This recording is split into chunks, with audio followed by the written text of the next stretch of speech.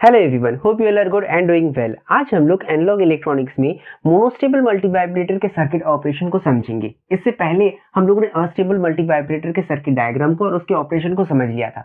तब मैंने एक चीज कहा था कि अस्टेबल मल्टीवाइब्रेटर अगर ये सर्किट डायग्राम हम लोग समझ जाते हैं तो उससे 3 टॉपिक हम लोगों का कवर हो जाएगा, क्योंकि इसी सर्किट में हल्का सा एक चेंज करने पर यही सर्किट डायग्राम कन्वर्ट हो जाता है मोनोस्टेबल मल्टीवाइब्रेटर में, जो हम लोग आज देखेंगे। और फिर उस सर्किट में थोड़ा सा चेंज करने पर वही सर्किट कन्वर्ट हो जाता है बाइस्टेबल मल्टीवाइब्रेटर में, जिसे कहा जाता है स्कीमेट ट्रिगर। अब अस्टेबल मल्टीवाइब्रेटर में टू बी वेरी स्पेसिफिक सिर्फ 2 चेंज करने पर यही सर्किट डायग्राम कन्वर्ट हो जाता है मोनोस्टेबल में। कैसे? सबसे पहले हम रेजिस्टर आरबी इसको यहां से मिटा देंगे और उसको शॉर्ट कर देंगे, और पिन नंबर 2 जो कि होता है ट्रिगर इनपुट और pin number 6 that is threshold, इन दोनों को जो कि अस्टेबल मल्टीवाइब्रेटर में आपस में कनेक्टेड रहते हैं, इनके कनेक्शन को हम लोग डिस्कनेक्ट कर देंगे। मतलब इसको यहां से डिस्कनेक्ट कर देंगे। पिन नंबर 2 और पिन नंबर 6 के बीच में कोई कनेक्शन नहीं रहेगा, ठीक है। पिन नंबर 2 और पिन नंबर 6 में कोई कनेक्शन नहीं है, और हम लोग इस रेजिस्टर को शॉर्ट कर देंगे। यहां से रेजिस्टर हट जाएगा,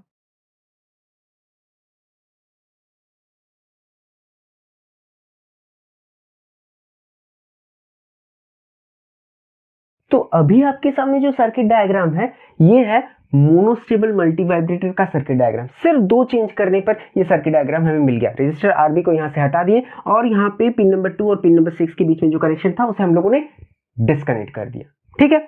अब यही सर्किट को रिफ्लेक्ट करता है ये वाला सर्किट, जो कि मैक्सिमम बुक पे यही वाला सर्किट दिया गया है। पर मैं रिक्वेस्ट करूंगा, जब आप लोग एग्जाम में सर्किट डायग्राम ड्रॉ करो, चाहे वो अस्टेबल का हो चाहे मोनोस्टेबल का हो, तो आप लोग कोशिश करो ये वाले सर्किट डायग्राम को ड्रॉ करने का। क्यों? क्योंकि इस सर्किट डायग्राम से हम लोग ऑपरेशन को एक्सप्लेन कर पाएंगे, पर इस सर्किट डायग्राम से ऑपरेशन को एक्सप्लेन करना बहुत मुश्किल होता है, ठीक है। अब यहाँ पे जो सर्किट डायग्राम है ये तो अस्टेबल का है, क्योंकि यहाँ पे आरबी है, तो ये जो सर्किट डायग्राम है इसको यहाँ पे रिफ्लेक्ट कर देते हैं, इसको इसके साथ कोरिलेट करने की कोशिश करते हैं। तो रेजिस्टर आरबी शॉर्ट हो चुका है। रेजिस्टर आरबी हटने के बाद इन दोनों को हम लोग शॉर्ट कर देते हैं। पिन नंबर 7 और पिन नंबर 6 शॉर्ट ऑफ। और एक क्या चेंज आया, पिन नंबर 2 और पिन नंबर 6 के बीच में कोई कनेक्शन नहीं है, तो इस कनेक्शन को भी हम तोड़ देते हैं। बन गया यही आपका मोनोस्टेबल मल्टीवाइब्रेटर, ओके। अब इसके सर्किट ऑपरेशन को समझने की कोशिश करते हैं। सबसे पहले जो हम लोग करेंगे, यहां पे देखो पिन नंबर 2 एक लाइन है। पिन नंबर 2 मतलब कंपैरेटर 2 के नेगेटिव टर्मिनल के साथ एक लाइन कनेक्टेड है। यहां पे मैं इस पिन का नाम क्या है, ट्रिगर इनपुट। यहां पे मैं जो इनपुट दूंगा वो भी होगा आपका ट्रिगर इनपुट, वहीं से नाम आया है ट्रिगर इनपुट, ठीक है। अब ये जो ट्रिगर इनपुट दिया जाएगा वो दिखने में कैसा होता है, उसका ग्राफ कैसा होता है, वो पहले समझ लेते हैं, क्योंकि हम लोग अल्टीमेटली इस सर्किट के ऑपरेशन को समझते हैं यूजिंग ग्राफ। किस तरह से आउटपुट आता है, किस तरह से कैपेसिटर चार्ज अप होगा, डिस्चार्ज होगा, वो सब हम लोग ग्राफ के थ्रू समझते हैं। तो इसको भी हम लोग समझ लेते हैं यूजिंग ग्राफ। ट्रिगर इनपुट जो होता है वो ऐसा दिखने में होता है,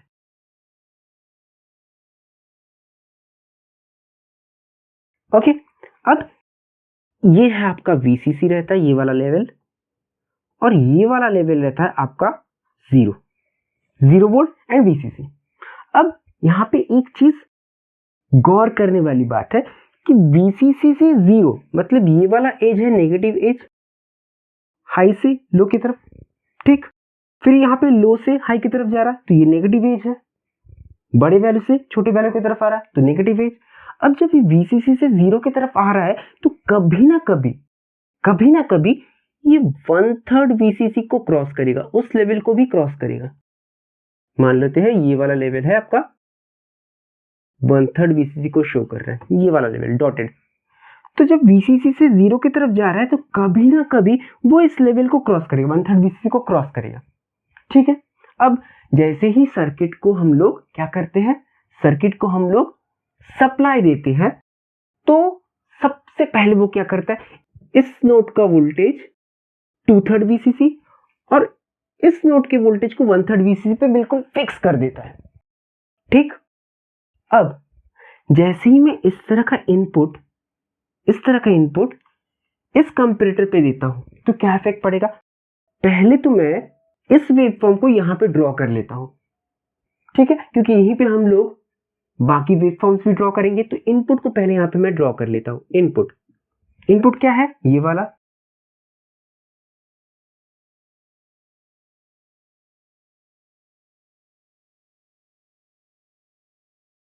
और जब ये VCC से 0 की तरफ आएगा तब एक टाइम ऐसा आएगा कि 1/3 VCC को क्रॉस करेगा।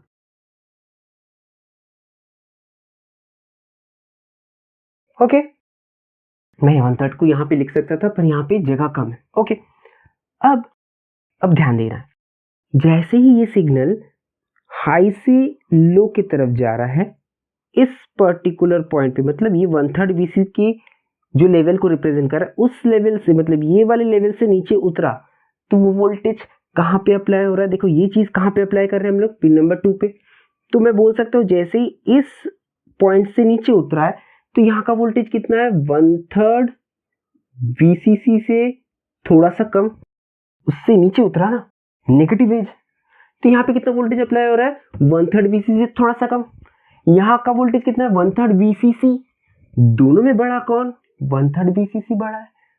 कंपैरेटर के पॉजिटिव टर्मिनल पे अगर ज्यादा वोल्टेज कनेक्ट, बड़ा वोल्टेज कनेक्टेड है तो कंपैरेटर आउटपुट कितना होता है हमें बहुत अच्छे से पता है, 1। कंपैरेटर किस तरह से काम करता है? वो दो सिग्नल को कंपेयर करता है। अगर पॉजिटिव के साथ जो सिग्नल कनेक्टेड वो अगर बड़ा तो आउटपुट 1 देता है, अगर नेगेटिव के साथ अगर कोई बड़ा सिग्नल कनेक्टेड है तो वो आउटपुट 0 देता है। तो इस केस में क्या है? यहाँ पे बड़ा सिग्नल कनेक्टेड है 1/3 VCC, यहाँ पे कितना है? 1/3 VCC थोड़ा सा कम, 1/3 VCC थोड़ा सा कम, तो इसका आउटपुट कितना होगा? 1। ठीक है, यहाँ पे क्या कैपेसिटर चार्ज अप है? पहले नहीं है, इसके अक्रॉस कोई चार्ज नहीं है, इसके अक्रॉस का वोल्टेज कितना होगा? 0। तो वो 0 कहाँ जा रहा है? यहाँ पे कितना वोल्टेज है? 2/3 VCC। दोनों में बड़ा कौन? 2/3 VCC बड़ा है, तो इसका आउटपुट कितना होगा? 0। एस टर्मिनल पे 0, आर टर्मिनल पे 1। एसआर फ्लिप फ्लॉप किस तरह से काम करेगा? वो करेगा इस फ्लिप फ्लॉप को रीसेट। रीसेट मतलब ये 0, और अगर क्यू आउटपुट 0 दे रहा है तो क्यू बार कितना देगा? 1। ठीक, तो जैसे ही इसको वो क्रॉस करता है, इस पर्टिकुलर नोड को वो क्रॉस करता है, तो मेरा जो आउटपुट हम लोग किस नंबर पिन से निकालते हैं? Pin number 3। पिन नंबर 3 से हम लोग आउटपुट निकालते हैं। पिन नंबर 3 का आउटपुट कितना है? 1। तो हम लोग आउटपुट वेवफॉर्म को भी यहाँ पे ड्रॉ करते हैं। आउटपुट वेवफॉर्म को भी हम लोग यहाँ पे ड्रॉ करेंगे। ये मेरा शो करेगा आउटपुट। ठीक है, आउटपुट क्या आ रहा है? 1 आ रहा है। कब? जब ये क्रॉस कर रहा है। ठीक है, तो ये 1 है, मैं डॉटेड से शो कर देता हूं।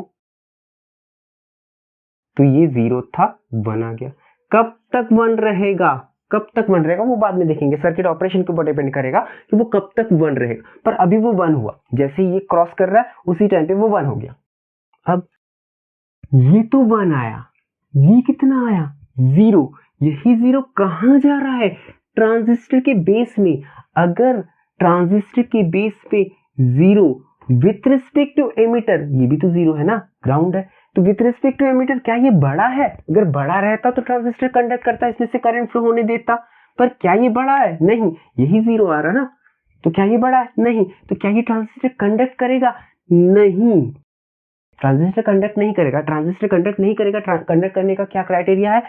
एमिटर के रिस्पेक्ट में, मतलब इस टर्मिनल के रिस्पेक्ट में यहाँ का जो वोल्टेज है वो ज्यादा होना चाहिए। तो यहाँ पे तो है नहीं, तो ये कंडक्ट नहीं करेगा। अगर कंडक्ट करने नहीं देता है तो जो सप्लाई हम लोग यहाँ पे VCC दे रहे हैं वो उसके वजह से जो चार्ज रेजिस्टर RA में से होते हुए इस नोड तक पहुंच रहा है, वो चार्ज के पास दो तरफ जाने का रास्ता है। एक है वो ग्राउंड की तरफ जा सकता है, जो हमेशा ग्राउंड की तरफ जाने की कोशिश करता है, वो जा नहीं पाएगा क्योंकि ट्रांजिस्टर से जाने नहीं देगा। तो ये क्या करेगा? यहाँ से नीचे उतर जाएगा। इस कैपेसिटर को क्या करेगा? चार्ज अप करना शुरू कर देगा। इसमें चार्ज स्टोर होना शुरू हो जाएगा क्योंकि कैपेसिटर का प्रॉपर्टी है, वो चार्ज को क्या करता है? होल्ड करता है, स्टोर करता है। जब कैपेसिटर में चार्ज स्टोर हो रहा है तो उसके अक्रॉस एक वोल्टेज डेवलप करेगा, उसको हम लोग नाम दे देते हैं VC, that is voltage across capacitor. ठीक है, यही वोल्टेज जब ये चार्ज हो रहा है, यही वोल्टेज देखो अप्लाई हो रहा है कंपैरेटर 1 के पॉजिटिव टर्मिनल पे, मतलब पिन नंबर 6 पे। ठीक है, तो जैसे ही ये क्रॉस किया तो कैपेसिटर चार्ज अप होना शुरू हुआ, चार्ज हो रहा है। अब जब चार्ज पहले कोई चार्ज नहीं था, जीरो, तो जीरो से शुरू होगा, कोई चार्ज नहीं, फिर धीरे धीरे चार्ज अप होगा, धीरे धीरे उसमें चार्ज स्टोर होना शुरू करेगा।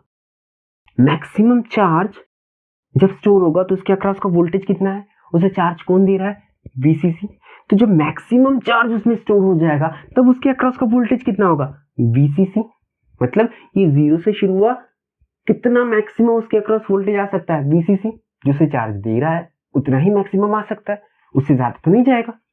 तो ये जीरो से शुरू हुआ, मैक्सिमम जा सकता है वीसीसी तक, पर जब वो वीसीसी तक पहुंचने की कोशिश कर रहा है तब वो दो लेवल को क्रॉस करेगा। एक है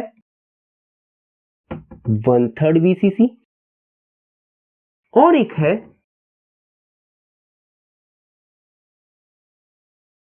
2/3 वीसीसी।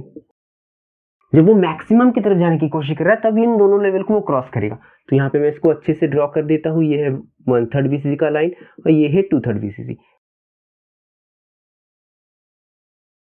ठीक है, तो इसमें चार्ज स्टोर हो रहा है, स्टोर हो रहा है, स्टोर हो रहा है। जीरो से शुरू हुआ, 1/3 को क्रॉस किया, 2/3 को जैसे ही क्रॉस करता है, जैसे ही वो 2/3 को क्रॉस करेगा, मैं क्या बोल सकता हूँ, इसके अंदर जो चार्ज है वो रिप्रेजेंट कर रहा है कि उसके अक्रॉस का वोल्टेज 2/3 वीसीसी से थोड़ा सा ज्यादा, जैसे ही क्रॉस कर रहा है, जैसे ही क्रॉस कर रहा है 2/3 वीसीसी से थोड़ा सा ज्यादा, इसके अक्रॉस का वोल्टेज, वही वोल्टेज कहाँ अप्लाई किया जा रहा है, पिन नंबर 6 पे।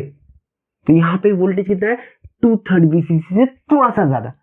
यहाँ का वोल्टेज कितना है, 2/3 वीसीसी, कंपेरेटर 1, पॉजिटिव टर्मिनल में ज्यादा वोल्टेज है as compare to negative terminal, तो इसका आउटपुट कितना हो जाएगा, 1। अब सवाल आता है इसका आउटपुट क्या होगा। देखो इन द मीन टाइम, इसी टाइम पे हाई से लो की तरफ आया था ट्रिगर इनपुट, फिर वो लो से हाई पे गया था, मतलब बढ़ रहा है ऊपर, लो से हाई की तरफ जा रहा है। तो जैसे ये 1/3 लेवल को, ये क्या है 1/3 लेवल, 1/3 लेवल को क्रॉस करेगा, तो यहां जस्ट उस लेवल से थोड़ा ऊपर इस जगह पे वोल्टेज कितना होगा, 1/3 वीसीसी से थोड़ा सा ज्यादा। वो कहां अप्लाई किया जा रहा है, ये कौन सा है, ये कौन सा इनपुट है, ट्रिगर इनपुट। तो 1/3 वीसीसी जब ये क्रॉस कर रहा है 1/3 वीसीसी थोड़ा सा ज्यादा, यहाँ पे जस्ट इस लेवल के ऊपर, इस लेवल के जस्ट ऊपर, तो यहाँ पे कितना अप्लाई किया जा रहा है, 1/3 वीसीसी से थोड़ा सा ज्यादा, यहाँ पे 1/3 वीसीसी से थोड़ा सा ज्यादा, यहाँ पे कितना है 1/3 वीसीसी जो कि फिक्स्ड है। दोनों में बड़ा कौन, नेगेटिव के साथ जो कनेक्टेड है वो बड़ा, तो इसका आउटपुट कितना होगा, नेगेटिव के साथ अगर जो कनेक्टेड है वो बड़ा रहता है तो आउटपुट क्या होता है, 0।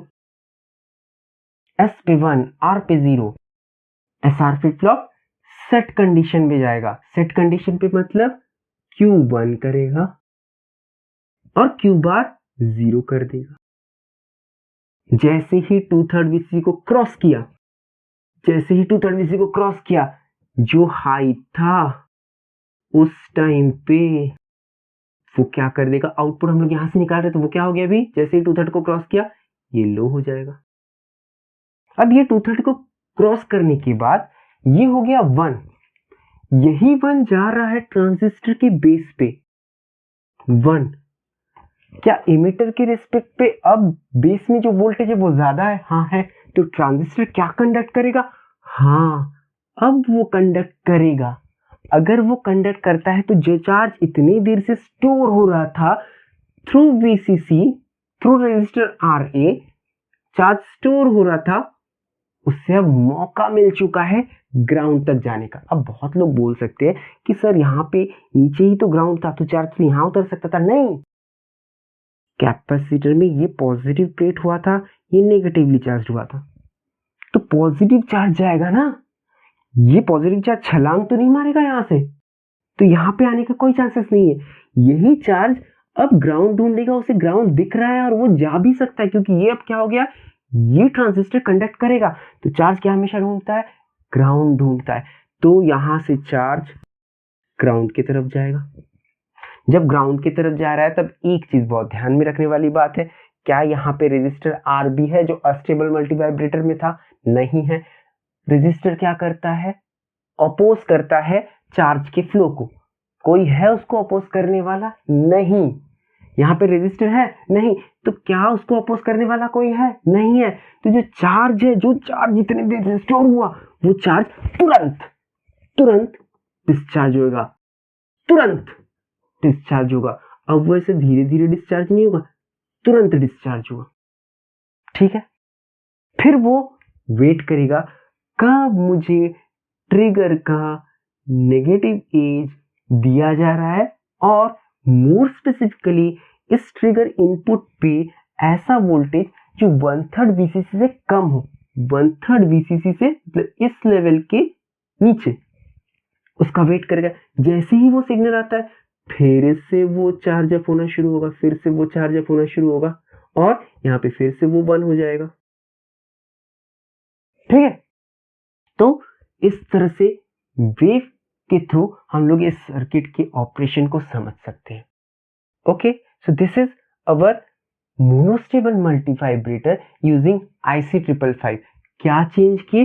सिर्फ रजिस्टर RB को हटाए और पिन नंबर 6 और पिन नंबर 2 को डिस्कनेक्ट कर दिए। पिन नंबर 2 पे हम लोगों ने ऐसा एक इनपुट दिया जिसे कहा जाता है ट्रिगर इनपुट।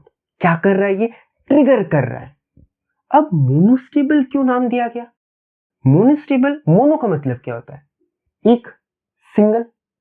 स्टेबल मतलब मोनोस्टेबल, तो एक स्टेट जिसमें स्टेबल है। कैसे? देखो, जब वो हाई से लो की तरफ जा रहा है, जब हाई से लो की तरफ जा रहा है तब कैपेसिटर चार्ज अप होना शुरू कर रहा है, और ये आउटपुट कितना आ रहा था? 1 हो गया। जब वो चार्ज अप होना शुरू हो रहा था तब ये 1 हो जा रहा था, आउटपुट 1 हो जा रहा था। अब ये आउटपुट 1 कब तक रहेगा वो पूरी तरह से डिपेंड करता है इस कैपेसिटर के वैल्यू के ऊपर, that is the time constant, है ना। तो वो कब तक रहेगा, कब तक नहीं रहेगा, मतलब ये हाई स्टेट कब तक रहेगा, वो मेरे हाथ में नहीं है, वो स्टेबल नहीं है। पर वो लो कब तक रहेगा वो मेरे हाथ में, क्योंकि जब मैं ये वाला सिग्नल दे रहा हूं तभी वो लो से हाई पे आ रहा है, मतलब लो कब तक रहेगा वो मैं बता सकता हूं, पर हाई कब तक रहेगा वो डिपेंड कर रहा है रेजिस्टर पे, सर्किट के अलग अलग जो कंपोनेंट है उसके वैल्यू के ऊपर, कैपेसिटर के ऊपर डिपेंड कर रहा है। तो इसी वजह से मोनोस्टेबल मल्टीवाइब्रेटर को मोनोस्टेबल कहा गया, क्योंकि उसमें एक स्टेट स्टेबल है और एक स्टेट स्टेबल नहीं है। Okay, so this is all about monostable multivibrator using IC555। Next video में इस सर्किट में थोड़ा सा और चेंज करने पर, एक दो चेंज करने पर वही कन्वर्ट हो जाएगा बाइस्टेबल मल्टीवाइब्रेटर में। ओके, वो वीडियो हम लोग नेक्स्ट क्लास में देखेंगे। Till then, thank you everyone.